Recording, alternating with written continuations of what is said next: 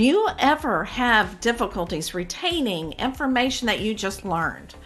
Or are you a teacher and you're trying to teach this new knowledge to your students? Well, I have found a creative way that may help you. So this conversation with Ashton Reisenauer is such a endearing one. So she has developed a company, Mind's Eye Creative. And what this company does is she teaches others how to do visual note taking. So it takes your knowledge to the next step so that you can remember this information. Or if you're a teacher trying to teach it, it makes your students really more interested, because these students these days really need visuals to be able to learn because their attention span is just very little. So I hope that you enjoy this conversation as much as I did. Hey, Michelle. Oh my gosh, those intros are always so funny because I'm like, wow, I sound a lot fancier in words than I do in real life. But thank you Well, for you are that. the creative soul, my dear. And like I said, and you know what? It's very interesting. Not only do I look at the art that you do from a creative point of view, but also learning styles. Because, a lot of us do not, Hmm. listen Yeah. to a lecture or whatever and be able to really understand it and remember it unless it's very visual. So tell us what's your Yeah. inspiration behind this all. How did you really think about this and get it started? Yeah, I guess I didn't even understand when I got into this how fundamental communication has been like a theme Right. throughout my life. I almost became a Oh, sign language interpreter. I almost did that, yes. And I always worked with children. That was sort of my first career. I really wanted to be a mother when I grew up. So I went and did my formal education with early childhood. And I've always been really fascinated with how children communicate and how we can help them with their language. And it wasn't even until like a couple years ago after doing this sort of visual communication that I was like, this has been like a theme, helping people communicate their own understanding and their own ideas and kind of helping bridge that gap in this way. And then other ways in my life has just been kind of a funny theme. But so I think that's sort of the one of me really loving, I think, wanting to be a secret artist when I grew up, and this sort of beautiful coming together of all things creative and how it can help people communicate and gain clarity and learn and focus and all those other benefits I'm sure we'll talk about. Sort of kind of how I think I really fell in love with this type of communication in particular, and how it can make information so much more accessible and engaging and easy oh, to remember. absolutely. And I absolutely love that story.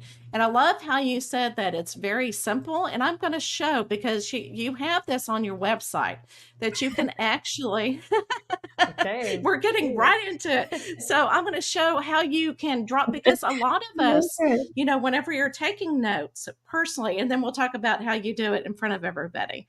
But if personally, you have to have, don't you think, that muscle memory to really understand each symbol? And so on your website, you do have the symbols that you can practice drawing step by step. And I love this to get in the Mhm. muscle memory. Is that what you were thinking about when you created this? Yeah, there was kind of a Yeah. fun side project doing these kind of doodle books to help people, because sometimes we think we can't draw, but when you can follow something step by step, and then once you've done it once, the chance of you being able to do it again and again and again, and just sort of from your memory. The muscle memory part is sort of the beauty and like the Right. secret sauce in behind using drawing as a thinking tool, because when I am teaching people how to do visual note taking or sketchnoting, we call it, it's about learning those real basic elements, like way more basic than what you just shared, of just like Oh, drawing yeah. a line, then turning that line into an arrow, then turning that line into a square, and how you can use really simple core drawing elements that you can learn in, probably 15 minutes to help you connect the information on a page, to show a flow, to show separation and highlight and things like that. Because when you're doing it for visual note taking, it's content is still always going to be really Right. important, but how can you use some like little visual cues and elements that are really easy to learn, like I was just saying, like in line, to help be able to connect that. And I think for me with this as well, it's fixing a problem in the middle. So a lot of times what happens is we hear something, we write it down. We hear something, we write it down. There's no filtering, there's no thinking, there's no deeper understanding. We're just like here, right, here, right. And by adding in like the sketchnoting element or visual note taking element, makes you pause while you're listening and try to process a bit deeper and then capture Right. it, right? So yeah, I'm quite a stickler for, note taking in terms of having that deeper understanding while you're taking your notes. Because if you don't, then you might as well not take notes at all, because you're just listening and you're writing it down. And then when you go to reflect on it later, you have no idea what was the most important thing. You don't know what the key ideas were. You don't know how you feel about it, like what's going to help you remember it. Like that whole piece is missing, which is Oh, pretty darn important, absolutely. right? And you reminded me of something as well. When I was much younger, as an educator, and you have to have the continuing education, and you take these courses, and usually our campus back then would, have somebody come in and teach us, a concept in education. And one time they actually brought a note thing, just like what you're describing, and the same symbols. And so we had Mm, it in front of us while she or he, I can't remember, did the lecturing. And that way we mm, could follow along. yeah. And to me, I mean, instead of, I Mm, know it's great to have a facilitator there that draws as well, and we're going to show in just a few minutes, mhm, but that is another way that you can use something if you're going to be teaching, like a class of somebody or even kids, having that note taking, especially for the younger one, the visualization is awesome. And I love how even out of all of that, the courses and classes I'm sure you took over a period of years, that one, like you can't remember if it was a guy or a girl or whatever, but you remember how it helped you in that moment. Yeah, and that just speaks to the Because power I of was it for going, how sure. creative is this? So and it Mhm. was all, and they actually gave us a colored copy. It wasn't black and white. So they actually spent the Nice. extra money for that. They did it. They spent that ink. I Yeah. absolutely love that. All right, so That's now let's awesome. talk about what you do whenever you take it. And to me, this is fascinating because not only are you listening to what the facilitator, the teacher is talking about, but you're also having to interpret through Mm, symbols. Can you kind of talk to us about the process mhm. that you go through? Yeah, I love this picture. I call it my graphic recording face because it's like my serious, I'm thinking really hard. I swear I'm a nice person face. Usually, if I see a camera close Oh, by, I right. try to smile. Um, yeah, so it is this song and dance and this balance. So I'm doing, whether you're doing it personally for yourself or when I'm in a room doing it large, like you just shared, um, it's about the listening. And I'm trying to make sense of what I'm hearing. I'm trying to connect those dots. So I'm kind of thinking, when you're doing it for yourself, you're thinking for yourself, what resonates most with me? When I'm doing it professionally in a room, I'm trying to also gauge the room. What's resonating most with the room? What keeps being repeated? What was said and you Oh, yeah. heard, oh, or yeah, or clapping, or like, so you're also taking in the vibe and the atmosphere of a space. That one in particular, I remember was back a few months ago, and someone came up to me and they said, "Oh, could you please add in this part?" And I love it when it can be an engaging process in the room. And the thing she told me to include, I was literally just Wow. finishing writing it up, and it was just this like goosebump moment because I felt honored that I heard the right thing in the room to capture, and that she came up and validated that, right? It was, yeah, it was like one of, honestly, probably one of the most special moments of my career, and the way that it just like, it was like just the perfect blend of her Oh, validating exactly what I had literally just wrote down.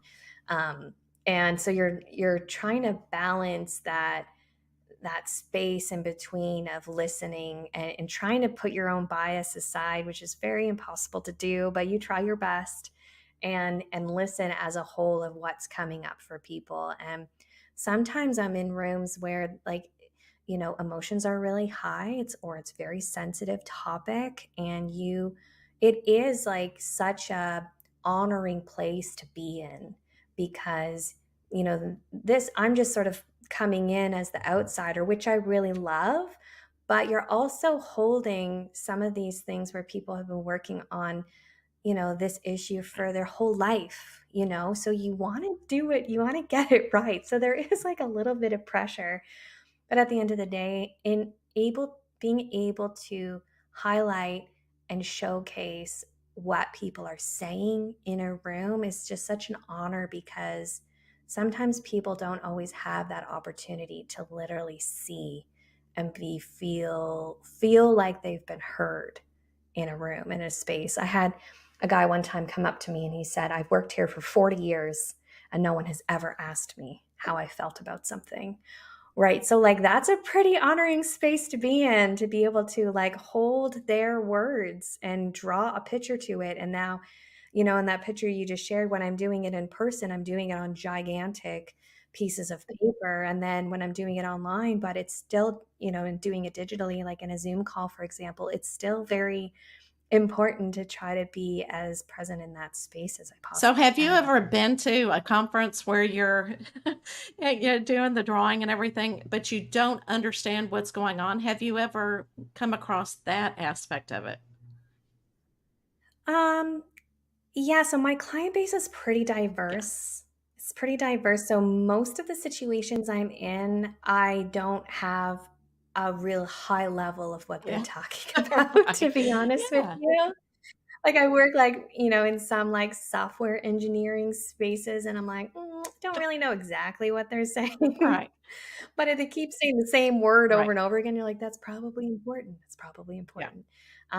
But it's like this space where, when I have the opportunity, I don't always have the opportunity, but when I do, I can say, like, this isn't necessarily all about me. Like, if I capture something that's not quite right, or I spelled something wrong, or you want to like make sure I elaborate on something, I want it to be a collaborative opportunity as Oh, well. no.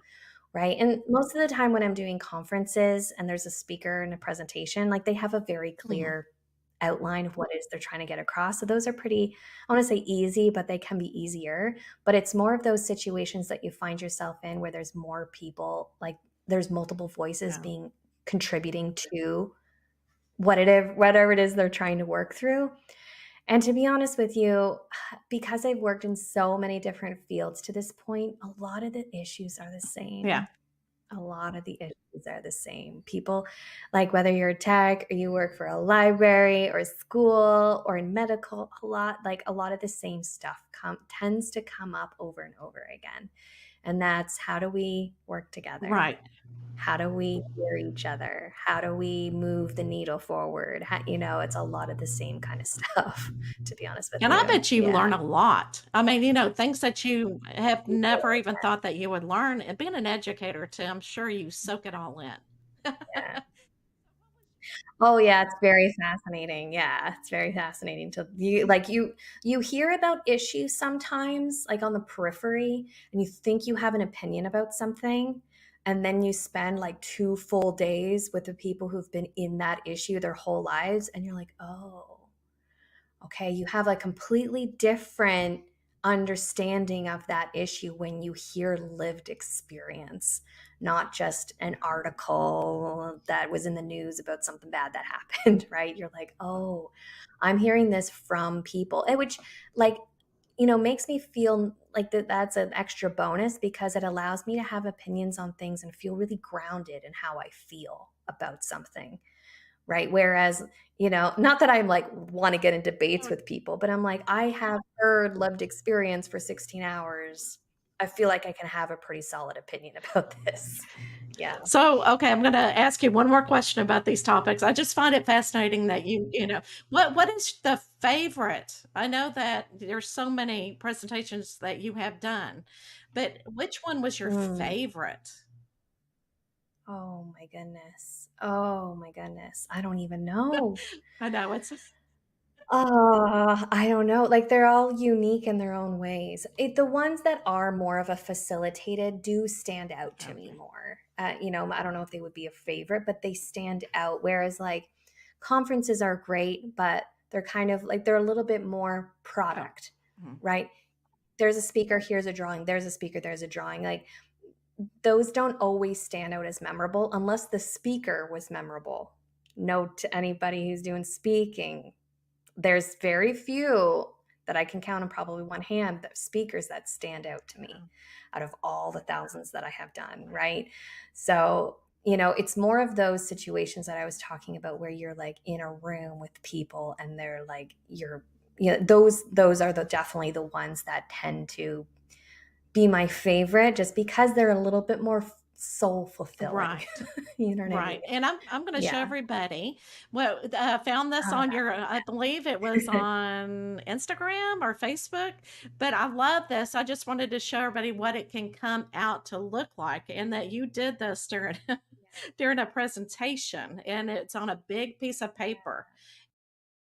Hi, if you are being inspired by this episode, please share with somebody that will also be inspired. We are here to change the world. All right, let's get back to the conversation. And how long did it yeah. take you to do your craft? Or was it just an Mm. automatic? I mean, I mean, what did you go through the process of going, I can do this? Yeah, so I was introduced 10 years Mm, ago, and honestly, I've just been doing it ever yeah. since. So the one that you just shared was just from a few months ago, so that's like, 9.5 years in or something. So, you know, to get something that looks that decent, that's 9.5 years of doing this consistently over a period of time. Those first few years are pretty, like sometimes you kind of look back and you're like, I can't believe someone paid me to draw that. It's not very good. But you know what? But it is probably beautiful because, not everybody can do that, and again, the purpose of it is to Mhm. take notes in a creative way, and I think that's fascinating. Yeah. So tell it Yeah. yeah, So it was less more about the like, I tried my best, and the great thing about it is a lot of times when you show up, no one had, people don't have anything to compare you to because a lot of times it's the first time they've ever experienced it. So kind of whatever you do is amazing. But from a growth perspective, when I look back, I'm going, oh my gosh, like I've just grown so much. When it's just when you do something, like I don't feel like I'm special or unique in the sense of like I just dedicated to want to learn how to do it really, really well. And that's 10 years of doing it just consistently. And it was 3 years of playing around and getting a few clients here and there. And then the last 7 years of like being full time and doing it like all the time. Yeah. and I heard somewhere that you don't have an art degree, No, I do and I not. think that's important for people to know because because a Yeah. lot of people think, "Oh, I can't do it," when you can. Mhm. You don't need that degree. No, and I got into this, like, I've always been very creative, like, name a medium, and I've probably tried it, like watercolor, encaustic, cross stitching. I met my husband in high school when I was knitting, like, all these different things, but I didn't actually draw a whole lot. I wasn't actually that much of a doodler. So even though very creative, I actually had to really build that skill in the beginning. And I do share some of my early works with people so they can see the difference. Right? Like I wouldn't just come out like Oh, like the one that you shared, like just drawing that nice, And yeah. there's certainly people in my field who draw way better than I do, and they have more of an art background. But I really leaned in on my background and experience as that sort of communication, right? And helping people communicate. So I wasn't, it's not that I wasn't worried about the aesthetics in the beginning, but I think I just leaned on in the value and the power of it. And I knew that the drawing skills would come over time if I just stuck with it enough. And I think that's kind of what maybe got me through those first few years of, imposter Right. syndrome and not really sure, like, how am I going to do this? And I, even though I felt like the drawings weren't so great in the beginning, the response I was getting from people every single time I would do that, it didn't matter how it looked. It was about helping them. And I felt good about that. Getting that like in the moment feedback is Oh, pretty darn helpful. absolutely. Yeah. Absolutely. So tell us now you have a sketch note school. And so tell us a little bit hmm about that. What is your objective for this school? Yeah. So kind of we touched on it very briefly in the beginning, but You know, I really believe this way of communicating and learning and note taking, it does not have to be rocket science. And I really think it's such a powerful skill for people to learn. And I knew a few years ago that I was like, I need to figure out a way to teach this. So I am in a bit of a transition of like, you can still hire me to do it for you, but I also want to get the skill set in as many hands as I possibly can. Like, students, professionals, like college kids, like anybody who wants to, kind of bring back the power of the pen and make notes in a way that's not just fun. Right. I always forget to add in the word, it's actually fun. Right. Right. And have fun while you're learning and thinking and listening to information and capture in a way that's going to help you from a brain science perspective and also have fun. And it's really does not have to be complicated to learn. It's really like anybody can make anything Oh complicated, yeah. as I've learned throughout my career. Like we just tend to overcomplicate everything. And it really, really is an actually very easy skill to learn if it's something that resonates with you to want to learn. So yeah, so I started Sketchnote School back a few months ago, and I published the beginner's guide to sketchnoting a couple months ago, just to try to emphasis on the Yes. beginner, right? It was really important to me, and I workshopped it with beta readers over the course of a year and a half to really try to make it as beginner friendly as possible. So the first drawing skill that you learn is like how to draw a line, right? So it's real basic. So if you have an art experience, like that's bonus, but you absolutely, if you want to benefit from the power of visual note taking and sketchnoting, then like I'm trying to make it as like accessible and barrier free as possible. And it reminded me when you were talking, what do we do when we're either listening or talking to somebody over the phone is we doodle. Yeah, And so you can kind of move that from absolutely. doodling to more of instead, that like you said, you start with lines or draw, just moving your pencil around. Why not start doing pictures? Yeah, so the way that I like to describe sketchnoting is you're taking doodles that probably you're doing Right. anyways, and you're just making them work for you Yeah. a little bit. Just making them a little bit more purposeful. Right. And doodling as a very non-threatening art form is a great way to kind of get introduced into this because a lot of people have a personal experience with doodling. Unfortunately, a lot of people also have a negative experience with it where they got in Oh, right. trouble or it's not like in class or it's seen as unprofessional if you were to do it in a meeting. Right.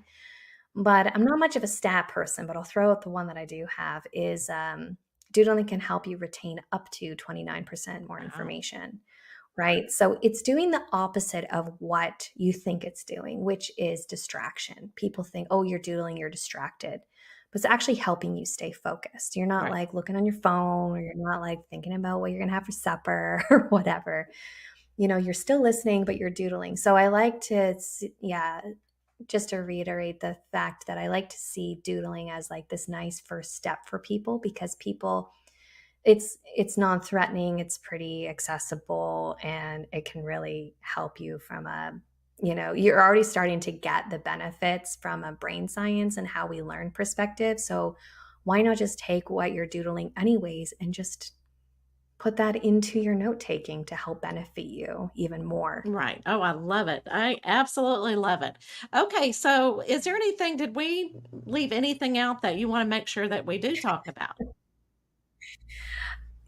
That's really a lot of it, to be Okay. honest with you. It's just trying to encourage people to get back into, like, if you do note take, try to get away from doing it on the Oh, computer absolutely. if you can. I agree. There is studies around, like, typing notes versus writing notes. And the thing with sketchnoting too is you're also you're adding in this, it is a little risky, but you're trusting yourself a little bit more because you don't have to capture everything. Right. Whereas a lot of times when we're listening to something, you're rapid fire just writing everything down and you're missing that understanding part that we talked about.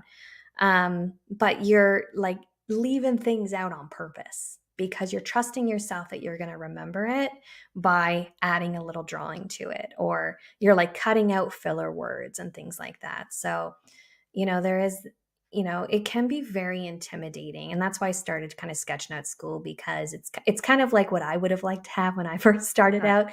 Just this really like safe space to just put out some quote unquote bad drawings in sketchnotes and get feedback and get support from people who are in a very similar journey, because you're going to learn in different ways. Like in my community today, I actually hosted our monthly workshop all about like visual metaphors and like what's a visual metaphor? How can you use them? Right.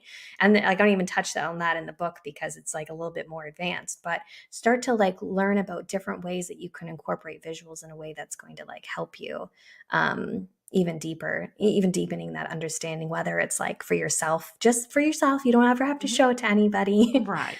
Or Right. if you want to do it, as a professional in a boardroom meeting or something like that.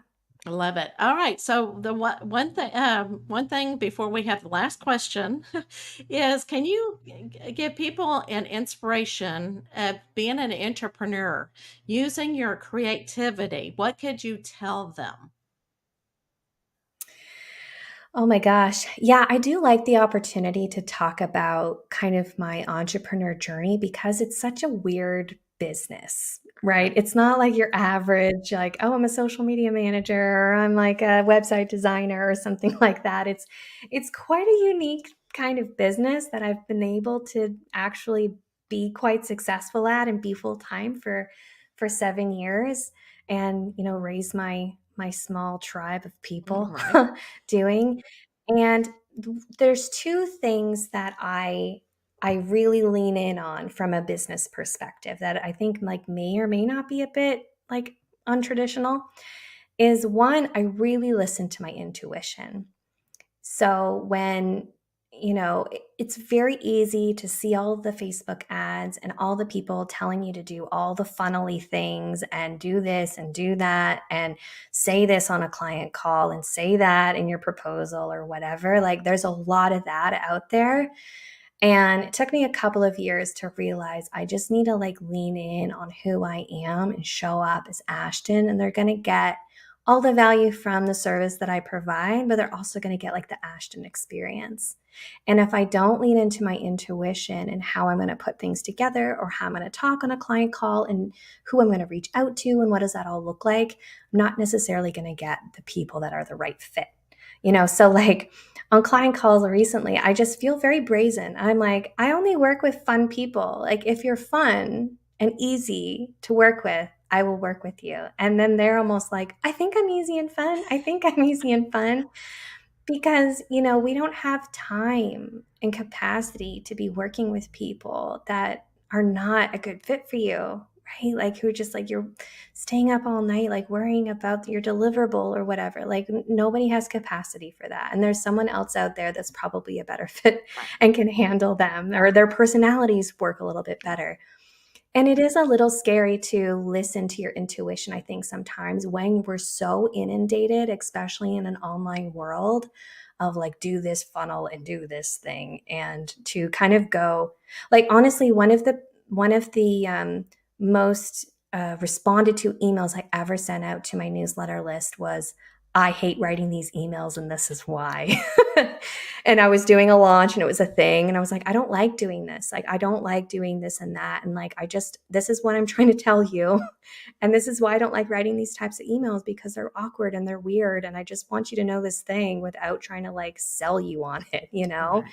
And I got such a positive response from people, like, oh my gosh, this email like made me smile, like it was so funny, or I totally relate. And so, but I had to listen to my intuition for that one, because if I would have listened to all like the businessy guru people, like I'd be like, oh, never send an email like that. And then the second thing that I do is I really lean in on experimentation. And everything, you can't fail if everything's an experiment. Like, True. I'm going to try this thing, or I'm going to try that thing, or I'm going to put out this book, or I'm going to try this messaging, or I'm going to talk to this person. And it's all an experiment. And you're going to learn something, whether or not it fulfills your hypothesis or not. You're doing an experiment for a reason, because you think it's going to lead to a certain outcome. But if it doesn't lead to that outcome, there's chances are you still learned a very, very valuable lesson that you can take to your next experiment. And yeah, if you experiment, like nothing is really a failure. It's all just like a game. Yes. So I kind of like look at everything as like a game. Like I like to play games with the universe. I'm like, okay, universe, let's play a game today. Like, and sometimes on days it's really hard to do that when you're like struggling, or you're like, you have an empty calendar, and like sometimes it's really hard to do that. But I feel like things come full circle when you're playful. Yeah. And, there's not enough fun in business, I think Right. sometimes. So, yeah. Coming from a true creative business teacher, an Mhm. educator, should I say. All Yeah. right, so let's bring the wheel on for the last question. Let's see what the last Ooh, question will be. I'm The will curious. I'm decides. curious to Oh my see. gosh, can you believe this? I mean, it always happens. So, Favorite subject. and this is so funny Favorite coming from a subject. teacher. So what is or what was? I mean, it doesn't have to be now. It could be something new that you're learning. So what is your favorite Mm, subject? subject. I'm also very musical. Oh, all right. I would say like I have more training in music than I do in art. My art is very, very, very limited. Like I've barely taken an art Oh, class, wow. And so but yeah. I took, yeah, I took piano, I took saxophone, I took guitar, and I'm learning how to play the Oh bagpipes my right now. gosh. Yeah, it's a very hard So instrument to cool. learn, people. And I'm doing it with my Oh, 10-year-old, and she's such a trooper.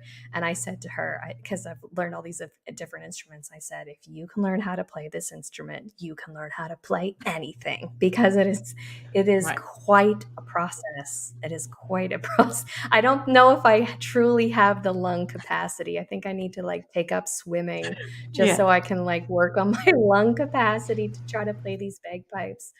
So it might be quite a while before she gets on them fully, because it's quite a beast to overcome. But Well, I yeah, totally understand because my husband is a firefighter and has been for okay, gosh 35 years, and yeah, so we listen to the yeah. bagpipes quite a bit. Do Yes, you? because Wow, that is so during fascinating. funerals, they always have Right. somebody playing the bagpipes, or during Mm, like award ceremonies, they'll bring them in as right. well. And there's Right. always Oh, I one love guy that that. does it. Oh, that's funny. You got the bagpipe dude Yes. of the community. It I love and that. I know there's a Yeah. significant with firefighters, and I'm not really for sure, past through centuries. But yeah, Mm. so if you get into it and you get talent or you understand what you're doing, contact fire departments. Yeah. Yeah, I'm sure. Well, where I live is Nova Scotia. It's the Oh, province of Nova Scotia okay. in Canada, Right. which actually means New Scotland. So Wow. there's a lot of Scottish heritage here, but it's funny because it is a bit of a dying, like Right. bagpipes are a bit of a dying art. Like when I was younger, there'd be parades, there'd be like ten bagpipe bands, and now you're lucky if there's one. So it is a bit of a a dying art form around here. So I'm hoping in my small way that I can help try to revive it. Right. Right. But yeah, it's quite an interesting instrument to learn. So Well, where is the favorite place that you want people to reach you? Where do they need to go? yeah, I guess there's kind of two Okay. ways. So pick your poison. If you're like, oh, I really want to learn how to sketchnote. This sounds like an interesting thing that I might want to try out for myself. You can go to sketchnote.school. I got free newsletter. I send out a sketchnote tip every Saturday. Joining my community is on there, grabbing the PDF version or paperback or Amazon or whatever. So Oh, all things learning how to sketchnote you can find there. right. And then if you're like, ooh, I have a conference or a meeting or something coming up in person or virtually that you want to chat about, you can go to mindsedcreative.ca. So There you all go. things professional illustration is there. Yeah. Well, I want to thank you. You are such a creative soul. And Um, everybody, I'm sure, has learned quite a bit from you. But I hope that everybody enjoyed this episode. And just remember, use that creativity, use your intuition, and experiment a little bit in life. Don't worry about yeah. failure because it's all in the experimenting, right? All right, guys, I will see you next week. Thanks so much for listening.